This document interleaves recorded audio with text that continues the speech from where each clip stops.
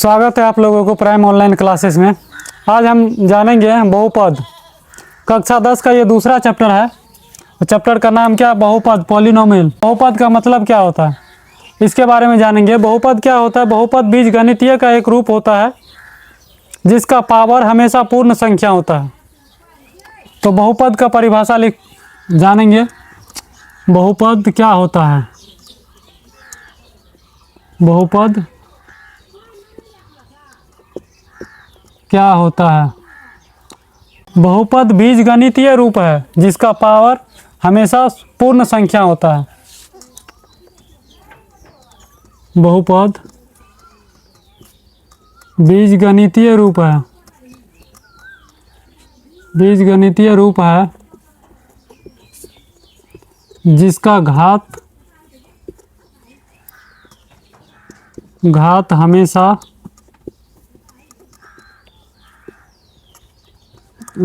पूर्ण संख्या होता है। पूर्ण संख्या 0, 1, 2, 3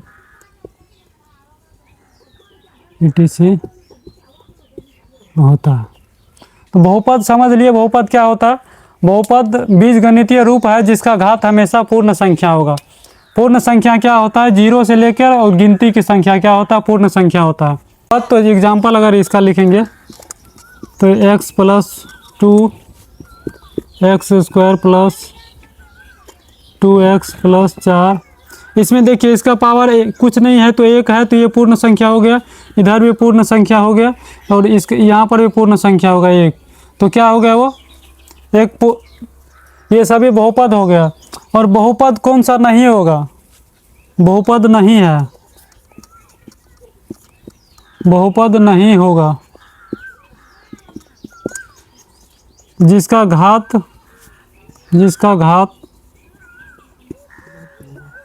नहीं होगा,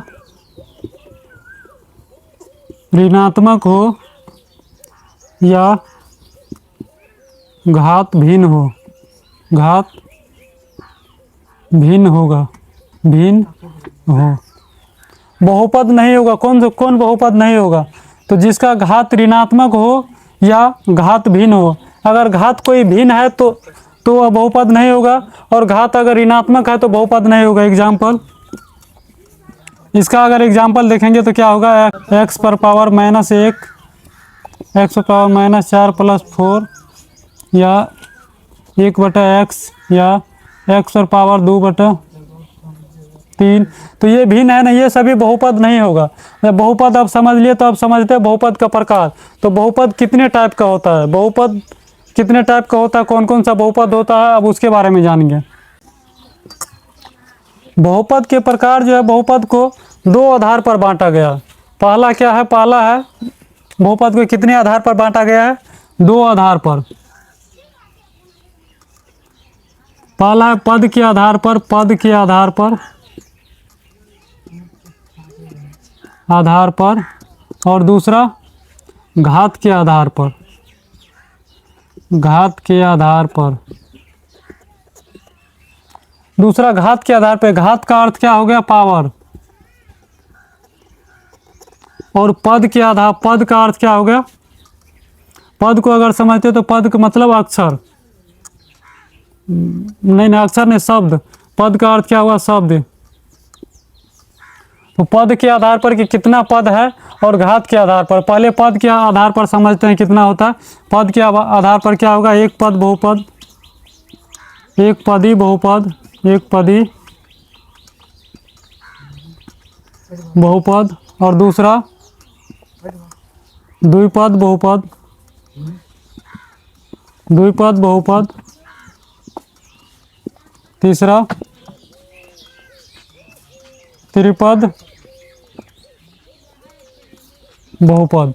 एक पदी या एक पद बहुपद क्या होता है? एक पद जिसमें एक ही पद हो। जैसे देखो x ही हुआ है, 4 है, ये भी एक है और ये भी एक है, ऐसे भी हुआ है z। तो ये कितना? एक पद है, सिर्फ एक पद। इसमें भी सिर्फ एक पद, इसमें भी एक पद। तो एक पद है तो एक पद ही हो गया। इसमें जिसमें द्विपद होगा वो द्विपद ही होगा। इसमें कितना? द्विपद बहुपद। तो द्विपद के लिए x + 3 या x + 2 माइनस 3, तो इसमें कितना बहुपद, ये द्विपद हो गया, ये भी द्विपद हो गया, ये 6। तो द्विपद बहुपद में 2 पद होगा, 2 पद, एक पद ये हो गया, एक पद ये हो गया, 2 पद हो गया। और तीसरा क्या है, त्रिपद, तो त्रिपद में कितना होगा, 3 पद होगा, x प्लस 3, तो 1 2 और 3, 3 पद हो गया, तो ये त्रिपद हो गया।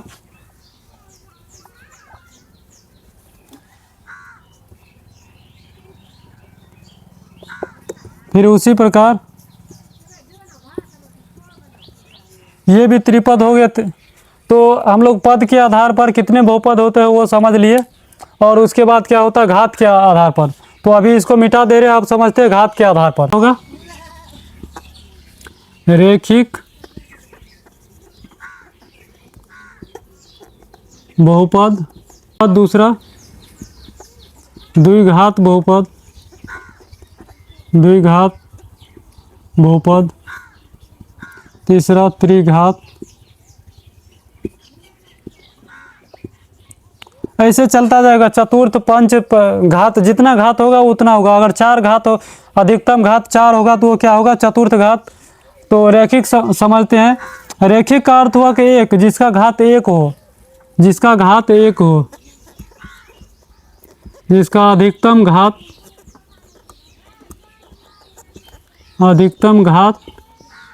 1 हो। अधिकतम घात 1 हो मतलब क्या हुआ, x प्लस 4। इसमें पद कितना भी रहे, पद से कोई मतलब नहीं है। इसी प्रकार इसमें भी, अगर इसमें पद के आधार पर देख रहे हैं तो पावर कितना है, वो पावर कोई मैटर नहीं कर रहा है। वैसे इसमें भी पद 2 है, लेकिन ये पावर, अधिकतम पावर कितने, इसका भी पावर 1 है, कुछ नहीं है तो इसका पावर 1 है, तो अधिकतम पावर 1 ही है ना, तो वो क्या हो जाएगा, ज़्यादा से ज़्यादा पावर, अधिकतम पावर कितना 1 है, तो ये कौन हो गया, रैखिक समीकरण। वैसे ही y माइनस 6, तो ये इसमें भी पावर अधिकतम कितना 1 है, तो ये कितना हो जाएगा, रैखिक हो जाएगा। उसी प्रकार द्विघात बहुपद, जिसका अधिकतम घात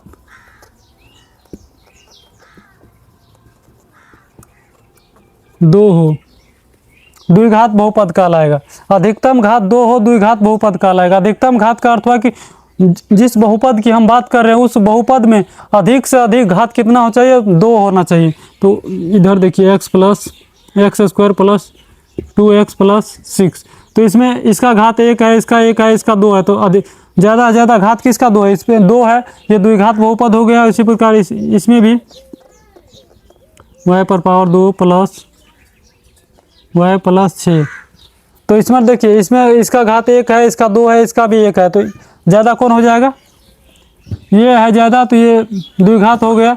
अब त्रिघात का बहुपद, उसी प्रकार त्रिघात में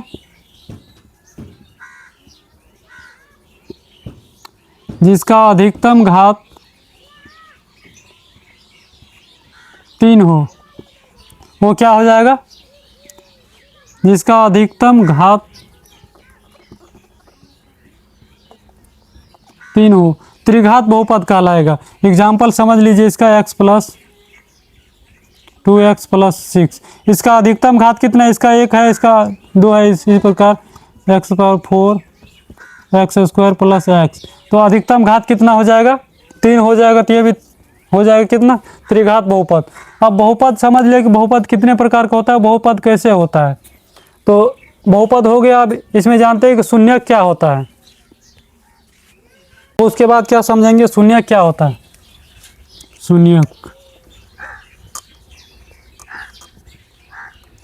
शून्यक वह मान होता है जो बहुपद के मान को शून्य कर दे।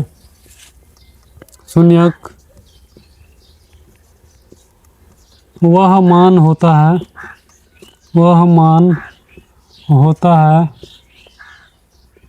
जो बहुपद के मान को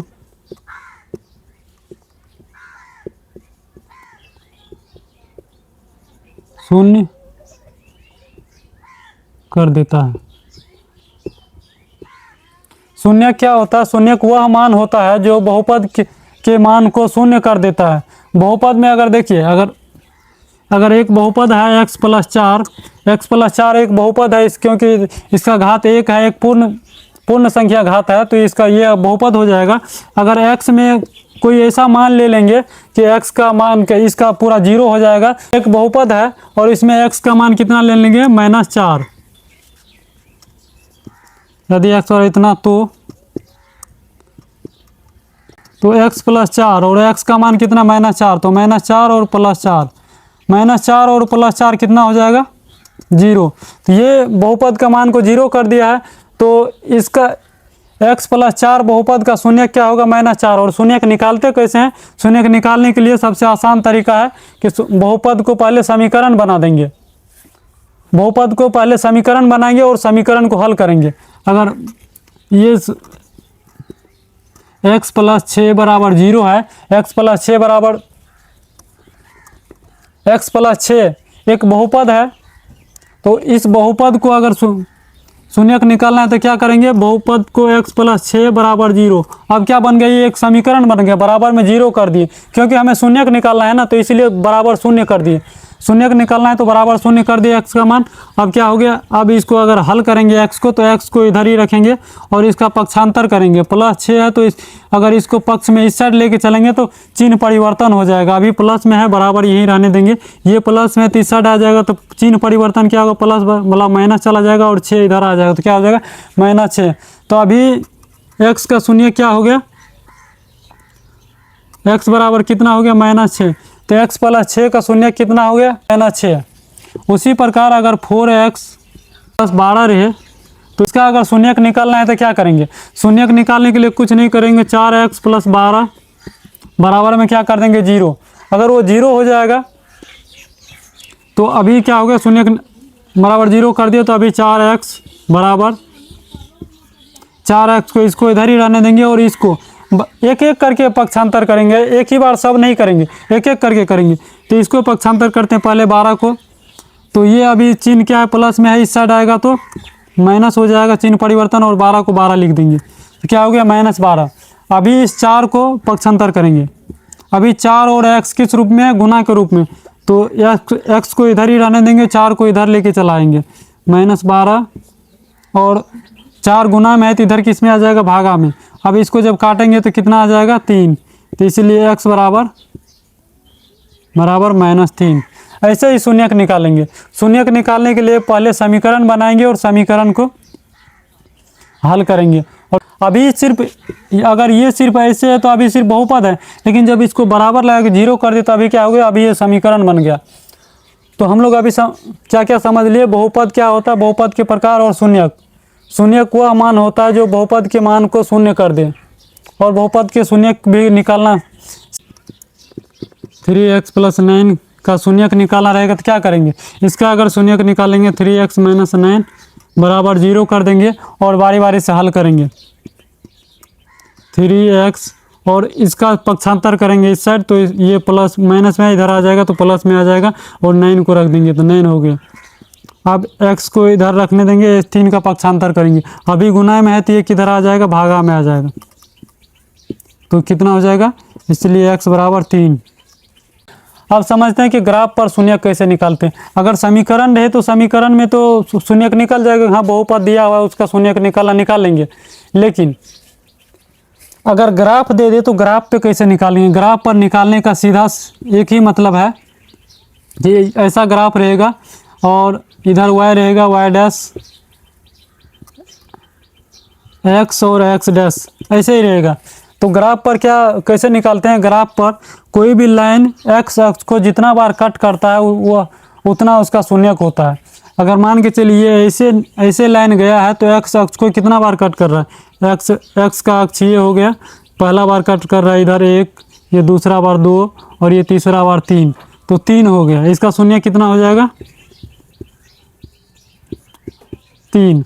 अगर दूसरा कंडीशन रहे ऐसे रहे फिर से x y और x डैश, और अगर सिर्फ इसको ऐसे क्रॉस करे तो क्या हो जाएगा, अभी तो x अक्ष को एक बार भी नहीं कट कर रहा है, सिर्फ y अक्ष को कट कर रहा है, तो x अक्ष को एक बार भी प्रतिच्छेद नहीं कर रहा है, तो क्या हो जाएगा इसमें शून्यक शून्यक शून्य हो जाएगा। ग्राफ पर समझ लिया।